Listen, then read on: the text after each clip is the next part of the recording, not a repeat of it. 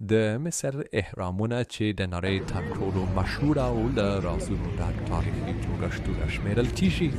د لرغوني مصر د ځواک او پرمختللې پوهې نښه بلل کېږي. دا سترې ودانۍ چې د مصر په دشتو کې ولاړې دي یوازې د برمناکې معمارۍ بېلګې نه دي، بلکې په ځان کې د تاریخ، کلتور او لرغوني کیپټانوشي ګڼ رازونه هم رانغښتي دي. هر کال د نړۍ له ډېرو بیرو هېوادونو میلیونونه ګرځندویان د دې لرغونو شاهکارونو د لیدو لپاره مصر ته ځي او هغه په زړه پورې او لا ناسپړل شوي کیسې ځان ته جذبوي چې هرمونو په خپل زړه کې پټ کړي دي. د مصر اهرامونه د لرغوني مصر د زرې پاچاهۍ په دوره کې یعنې د میلاد څخه نژدې 2600 کاله مخکې جوړ شوي. دا هرمونه چې په سقاره سیمه کې موقعیت لري په مصر کې د هرمي معمارۍ د پیل نښه بلل کېږي. خو د مصر د دریو لویو هرمونو اصلي عظمت د جیزه د درېګونو اهرامونو د جوړېدو په مهال راڅرګند شو.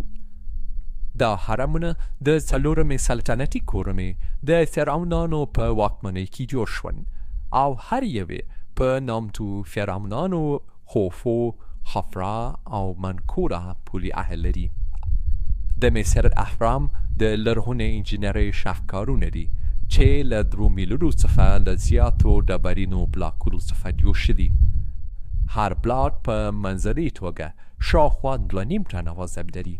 دا ستر جوړښتونه نه یوازې د فرعونانو پدیدې دي بلکې د لرغونو مصریانو د پرمختللې ریاضي او ستورپوهنې ژوندۍ بېلګې هم دي.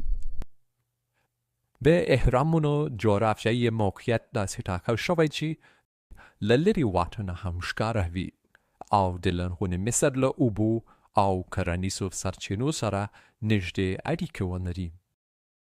میل سیند ته نږدېوالی د دې لامل شوی و چې د هرمونو د جوړولو لپاره درنې ډبرې په اسانه ولېږدول شي. همداراز د هرمونو شمال جنوب محور او له ستورو سره همغږي د مصریانو له مذهبي باورونو سرچینه اخلي. هغوی باور درلود چې دا ترکیب بلې نړۍ ته د فرعون د روح له سفر سره مرسته کوي.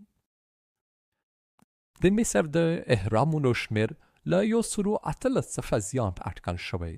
ډېری په جیزه، سقاره او دهشور سیمو کې موقعیت لري. هر هرم خپله ځانګړې معمارۍ او تاریخي کیسه لري. د مصر په اهرامونو کې د سرو زرو ماسکونه، ډبرین او زرین تابوتونه، ګاڼې او ورځني وسایل، مذهبي متنونه او پاکیروسونه موندل شوي چې د لرغوني مصر د مذهب، کلتور او د ژوند د طرز په اړه مهم معلومات وړاندې کوي.